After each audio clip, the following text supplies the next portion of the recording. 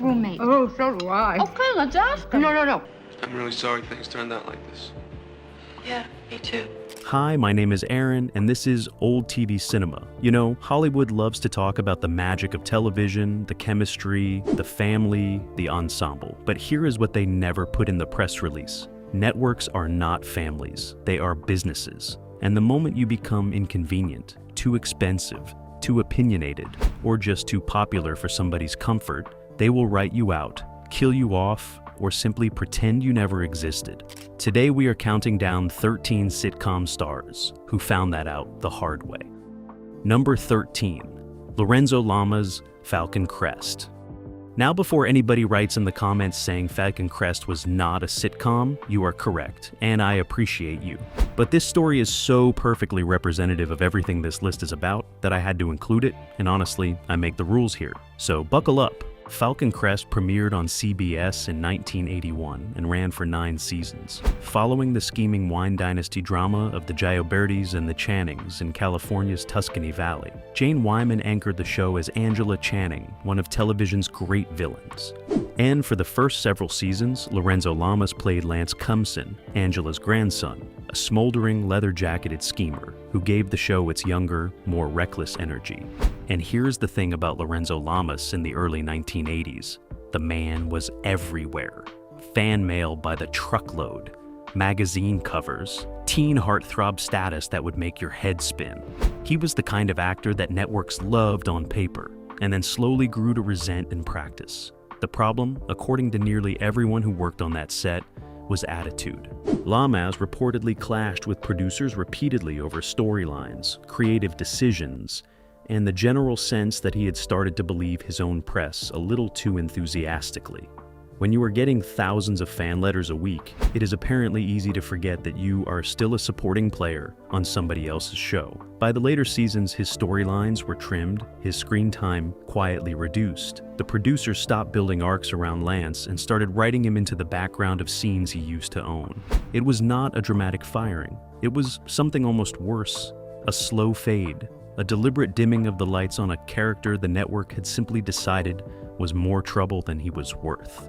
Lamas left Falcon Crest before the final season and went on to star in Renegade, the syndicated action series that ran through the 90s and gave him a whole new generation of fans. So, it is not exactly a tragedy. But Falcon Crest is a perfect opening lesson for this list. In network television, the moment your personality becomes the story, you are already on borrowed time. Number 12, Sherman Hemsley and Isabel Sanford, The Jeffersons. I have to be honest with you, this one genuinely bothers me every time I talk about it. The Jeffersons ran for 11 seasons on CBS from 1975 to 1985. 11 seasons. It was one of the longest running sitcoms in American television history. A groundbreaking show featuring a black family who had actually made it, living in a deluxe apartment in the sky, as the theme song reminded you every single week. Sherman Hemsley as George Jefferson and Isabel Sanford as Louise were two of the most beloved characters on American television, and CBS canceled them with a phone call, no finale, no goodbye episode, no chance for the cast to wrap up a decade of storytelling. Just a call to the production office informing them that the show was done, effective immediately. The cast found out they were canceled the same way the audience did, after the fact. It is one of the most disrespectful exits in the history of the medium, and I personally think it is the most underrated outrage in television history. People talk about other abrupt cancellations constantly, but The Jeffersons almost never comes up in that conversation. And it should. Now, was this a case of the network actively hating the cast? Not in the traditional screaming match sense. But what it was a network that had stopped seeing the value in the show, stopped treating it and the people in it with basic professional respect, and made a cold business calculation without a single thought for the audience or the actors who had given 11 years of their lives to that production. Sherman Hemsley reportedly said he found out about the cancellation the same day as everyone else. Isabel Sanford, who would later win an Emmy for the role, deserved better than that. They both did. The whole cast did. The Jeffersons deserved a finale. It never got one. And CBS should still be embarrassed about that. Number 11, Shannen Doherty, Beverly Hills, 90210. If you were watching television in the early 1990s, you already know exactly where this is going. Shannen Doherty joined Beverly Hills 90210 in its first season in 1990 as Brenda Walsh, the Minnesota girl navigating the glamour and dysfunction of West Beverly Hills High. She was immediately one of the show's most compelling characters. Complicated, emotional, real, in a way that the glossy California aesthetic of the show needed as a counterweight. But behind the scenes, things were messy almost from the beginning. Doherty developed a reputation on set for being difficult. Late arrivals, conflicts with co-stars, tension that reportedly made filming uncomfortable on a regular basis. By season 3 and 4, the situation had reportedly deteriorated badly enough that cast members were going directly to producers and expressing that they could not continue working in that environment. And here is where the network entered the picture. Because Foxx did not just let the situation sort itself out, they made a choice. When the rest of the cast lined up on one side of the conflict, Foxx lined up with them. Doherty was out after season 4. Her character Brenda written off to London to pursue an acting career, which, when you think about it, is the kind of exit line that only happens when the writers have been given very specific instructions about making sure the door hits her on the way out. The fascinating postscript here is that Doherty went straight from 90210 to Charmed, where the exact same pattern played out with the exact same result, which either tells you something about a pattern of behavior or tells you something about how Hollywood treats women who refuse to be manageable. Probably a little of both, if I am being honest. Doherty herself, in later interviews, acknowledged that she had not always handled things well in her younger years. That kind of self-awareness deserves recognition. But in the moment, in the early 90s, Foxx made very sure she knew the network had chosen a side, and it was not hers. Number 10. Patrick Duffy, Dallas. Here is a story that starts as a straightforward example of a network and a star parting ways, and then transforms into one of the most gloriously absurd decisions in television history. Patrick Duffy played Bobby Ewing on Dallas from the very beginning, the moral center of the Ewing family. The good brother surrounded by scheming oil barons doing terrible things for money. Dallas was a cultural phenomenon in the late 1970s and early 1980s. The Pomu shot JR cliffhanger in 1980 was not just a television moment, it was a national event. By season 8, Duffy wanted out. He left. The producers killed Bobby Ewing in a dramatic car accident that had viewers genuinely mourning a fictional character. And for a full season, Dallas carried on without him. Then the ratings started to drop. Duffy, who had spent a season away doing projects that did not exactly set the world on fire, was open to returning. And CBS, looking at those declining numbers, was very open to having him back. The only problem was that Bobby Ewing was dead. They had killed him on screen. There was a funeral. People cried. The solution that someone at Dallas actually thought was a good idea was to reveal that the entire previous season, all of it, had been a dream. Pam Ewing woke up and there was Bobby in the shower, alive and well. And an entire season of television was simply erased from the continuity. I went down such a deep rabbit hole researching this particular decision that my wife had to physically take my laptop away from me at midnight. I kept finding new interviews with writers trying to explain the thought process, and I genuinely could not stop reading. The short version is this: CBS wanted their ratings back. Duffy wanted his job back. And nobody in that room was brave enough to say, maybe we should just recast or write a new character. The dream season remains one of the most talked about moments in 80s television, and not for good reasons. Number 9. John Amos, Good Times. We talked about John Amos briefly in a previous video on this channel, but he belongs on this list in a significant way because his exit from Good Times is one of the clearest examples of a network and a star having a fundamental, irreconcilable disagreement about what a show is supposed to be. Good Times premiered on CBS in 1974 as a groundbreaking sitcom about the Evans family, a black working-class family living in a Chicago housing project. It was produced by Norman Lear, which meant it was supposed to have something to say. John Amos played James Evans Sr., the patriarch, and he brought a gravity and authenticity to the role that grounded everything around him. The problem was that as the show found its audience and the ratings climbed, the network and producers started leaning harder into the broad comedy. Jimmy Walker's J.J. Evans, with his catchphrase Dynamite, became the breakout star. And while Walker was genuinely funny, Amos felt the show was drifting away from its original purpose. He wanted it to reflect the real struggles of working-class black families in America. The producers wanted catchphrases and laugh track moments. Amos was vocal about this disagreement, loudly vocal, repeatedly vocal. This is the part where, every single time I tell this story, I get goosebumps, and I have told it probably 100 times. Because in 1976, rather than address his concerns or have a genuine creative conversation, the producers simply killed James Evans Sr. in an off-screen car accident. A brutal, cynical decision that sent an unmistakable message to everyone watching and everyone in that cast. This is what happens when you push back. Esther Roll, who played Florida Evans, was so disgusted by the direction of the show after Amos left that she walked away too. The show limped through its final seasons without either of its anchors. It never recovered. And John Amos went on to do work, including Roots, that reminded everyone what he was capable of when given material worthy of his talent. Number 8. Sybil Shepherd, Moonlighting. Moonlighting ran on ABC from 1985 to 1989 and was one of the most innovative, self-aware, genuinely exciting shows of the decade. Bruce Willis and Sybil Shepherd as David Addison and Maddie Hayes had a will they won't they. Chemistry that the show weaponized brilliantly for 3 seasons before the writers made the catastrophic decision to actually get them together, which is a whole separate conversation for a whole separate video. But here is what happened behind the scenes that most people do not fully appreciate.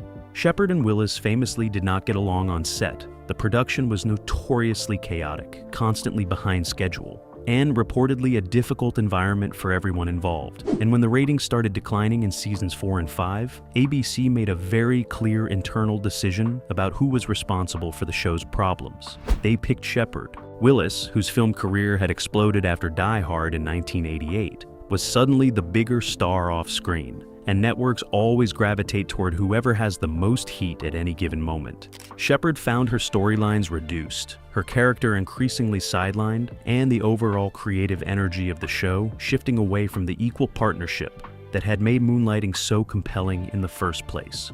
The show was canceled after season 5, but the last 2 seasons feel almost unrecognizable compared to the first 3. What had been a sharp, electric, genuinely original piece of television had become something tired and unbalanced. And while there were many contributing factors, the network's decision to quietly diminish Shepherd's role rather than address the actual production problems at the source accelerated the decline in a very visible way. Shepherd has been remarkably candid about all of this in interviews over the years. Her honesty about what went wrong with Moonlighting is one of the more refreshing things in an industry that usually buries its postmortems under a pile of publicist-approved non-answers. Number 7. Suzanne Somers, Three's Company.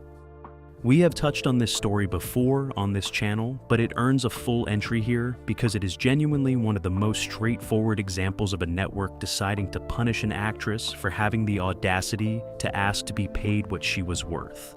Three's Company premiered on ABC in 1977 and was a massive hit almost immediately. Suzanne Somers played Chrissy Snow, the lovably ditzy blonde roommate, and her comedic timing and screen presence were a significant part of why the show worked as well as it did. By the 5th season, she was one of the most recognizable faces on American television.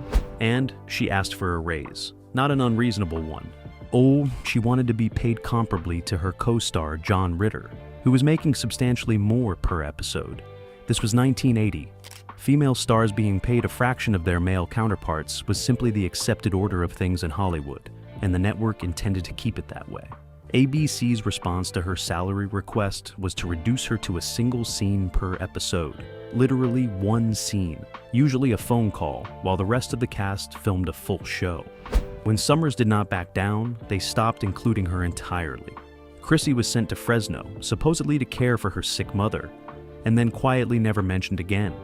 They replaced her, first with Jenna Lee Harrison as Cindy Snow, and then with Priscilla Barnes as Terry Alden, and simply kept going like nothing had happened. The message ABC sent to every actress in Hollywood was clear: ask for what you deserve, and we will erase you. It is difficult to watch those final seasons of Three's Company and not feel the absence. something genuinely fundamental to the show's energy was gone, and it left because the network decided making an example was more important than making good television.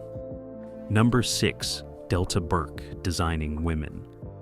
Designing Women was one of CBS's signature comedies of the late 1980s. Sharp, southern, unafraid to have opinions, it followed 4 women running an interior design firm in Atlanta, and did not apologize for a single word of it.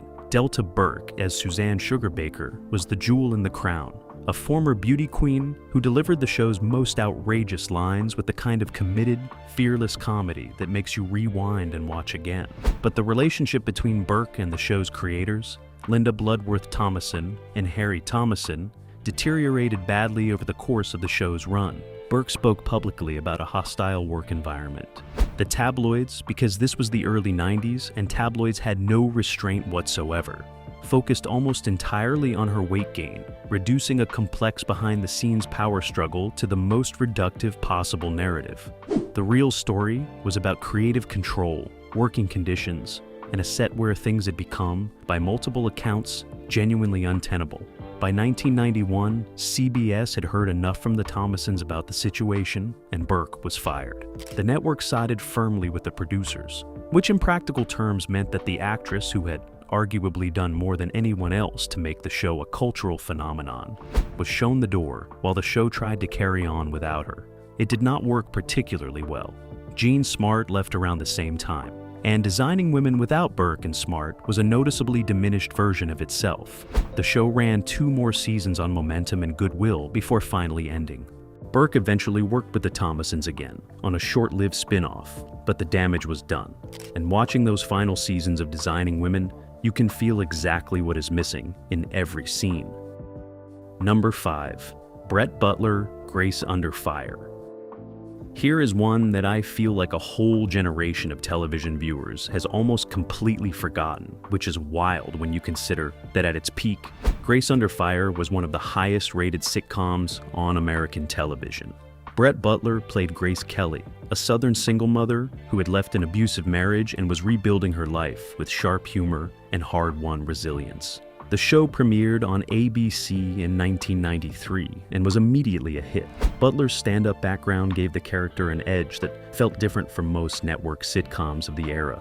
Real laughs that came from real places. I've been obsessed with this show since I was a kid, actually. My mom watched it every week and I would sit with her and laugh, even when I was probably too young to understand half the jokes. It hits differently when you go back and watch it, now knowing what was happening behind the scenes. Because behind the scenes, things were coming apart in a very serious way. Butler was struggling with addiction during the show's run, and as the years went on, the on-set situation became increasingly chaotic and unpredictable. Cast members left.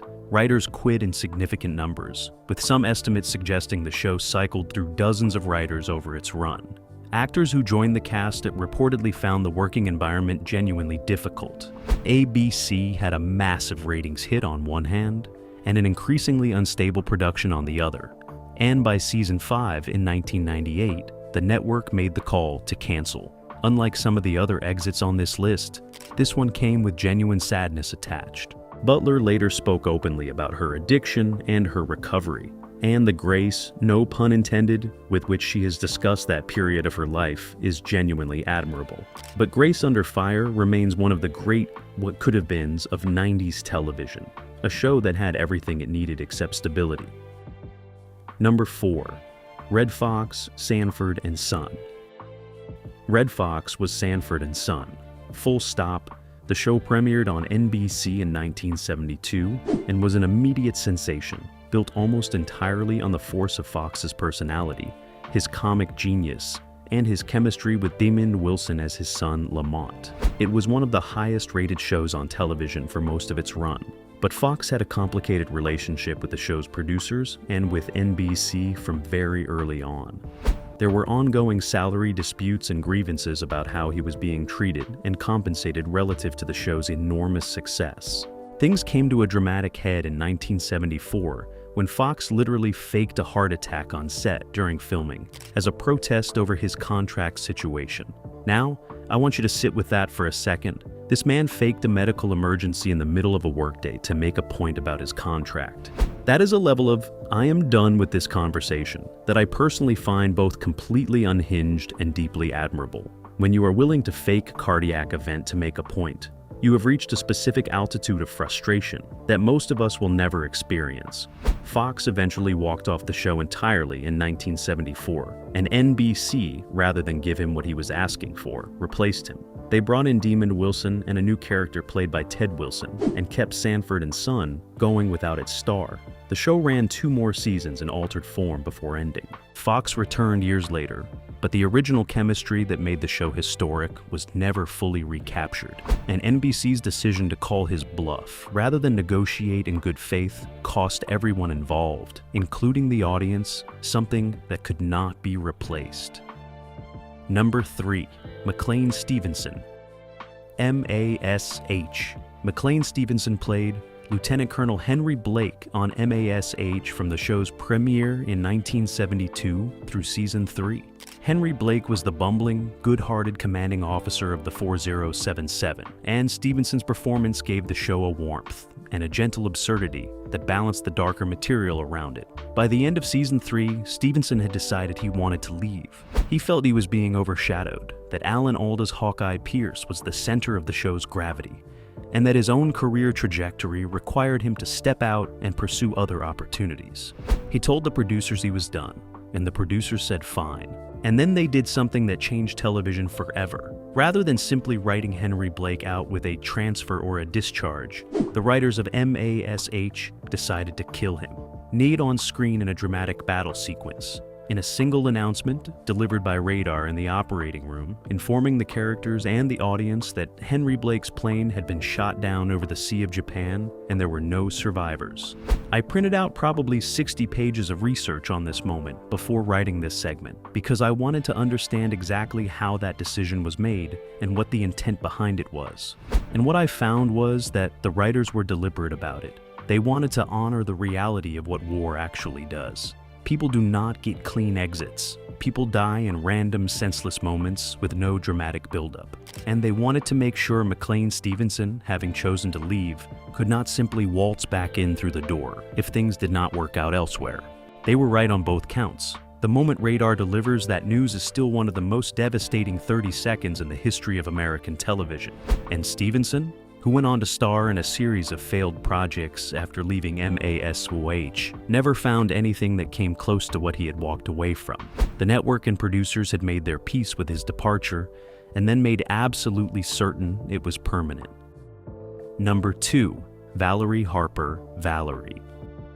This one is almost too brazen to be real, but here we are. Valerie premiered on NBC in 1986, with Valerie Harper playing Valerie Hogan, the matriarch of a suburban family, navigating life with 3 sons and a husband who was frequently away for work. Harper was a television icon, beloved from her years as Rhoda Morgenstern on The Mary Tyler Moore Show and Rhoda, and she brought that same warmth and comic instinct to Valerie. The show found an audience quickly. A young Jason Bateman was among the cast, which looking back is just a completely absurd amount of talent assembled in one place. By 1987, Harper wanted more. Specifically, she wanted a raise and a piece of the syndication profits that the show was going to generate. These were not outrageous requests for an actress whose name was literally in the show's title. The producers thought differently. The negotiations went badly, and then they went nuclear. Harper was fired. Her character Valerie was killed in an off-screen car accident, the network's apparently preferred method of disposing of inconvenient cast members. Sandy Duncan was brought in as Aunt Sandy, the boys' cheerful relative who moved in to help raise them. The show was renamed The Hogan Family and kept going for 4 more seasons. Now, here's the part that elevates this story from typical Hollywood ugliness to something almost poetic. Harper sued the producers for wrongful termination and breach of contract, and she won a multi-million-dollar settlement that sent its own unmistakable message back to the network. You can fire someone from her own show. You can kill her character and rename the production, but you cannot do it illegally and expect to walk away clean. The Hogan Family without Harper was a perfectly serviceable family sitcom. Valerie with Harper was something with more heat and more spark. NBC chose the former and paid for that choice in court. Make of that what you will. Number 1. Jackie Harry, 227. And here we are at number 1. And I want to be clear that this is my personal choice for the top spot because I think it is the most instructive, the most revealing, and honestly, the most infuriating story on this entire list. 227 premiered on NBC in 1985 and ran for 5 seasons, following the residents of an apartment building in Washington, D.C.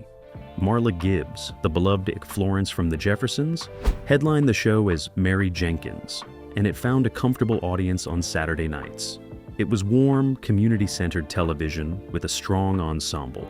And then there was Sandra Clark. Jackie Harry joined 227 in its first season and immediately became something that the rest of the show simply was not prepared for. Sandra Clark was a man-chasing, scene-stealing, one-liner delivering force of nature, and Harry played her with a comedic fearlessness that made it almost impossible to watch anyone else when she was on screen. In 1987, NBC recognized what viewers had already figured out and awarded Jackie Harry the Emmy for Outstanding Supporting Actress in a Comedy Series. She was the first Black woman to win that award. Now, here is where the story gets complicated. Because winning an Emmy while being a supporting player on someone else's show puts you in an uncomfortable position, particularly when the star of that show is watching the audience's reaction and drawing their own conclusions. Marla Gibbs, by multiple accounts, was not pleased with the way the spotlight had shifted. The set became tense in the way that sets become tense when the internal hierarchy of a show stops matching the external reality of who audiences actually want to watch. And NBC, rather than manage that tension creatively, rather than build the show around the dynamic that audiences were clearly responding to, made a decision. By season 4 and into season 5, Harry's screen time was being quietly reduced. Her storylines were thinned out. Sandra Clark went from the most electric presence in any room she entered to a supporting player in her own supporting role. Harry was eventually not renewed when 227 ended after season 5. I've watched specific episodes from each season of this show multiple times trying to fully map the reduction, and the contrast between Harry in season 1 and Harry in season 5 is genuinely striking. She is the same performer, with the same gifts and the same instincts. But the material around her changed, and you can feel the deliberate pullback in every scene. The official story was always about the show's natural evolution and ensemble dynamics. The real story, which enough people from that production have spoken about over the years to constitute a very clear picture, is that a network allowed an internal power struggle to sideline one of the most talented comic performers of her generation, because the right people in the room were uncomfortable with how good she was. Jackie Harry went on to Sister Sister in the 90s and continued working steadily. She deserved a show built around her. She deserved to have NBC back her the way they backed the people who were intimidated by her. She deserved better than to be quietly dimmed because her light made someone else feel dark. That is the most honest version of what happened, and I think it is secretly the whole point of everything this list has been building toward.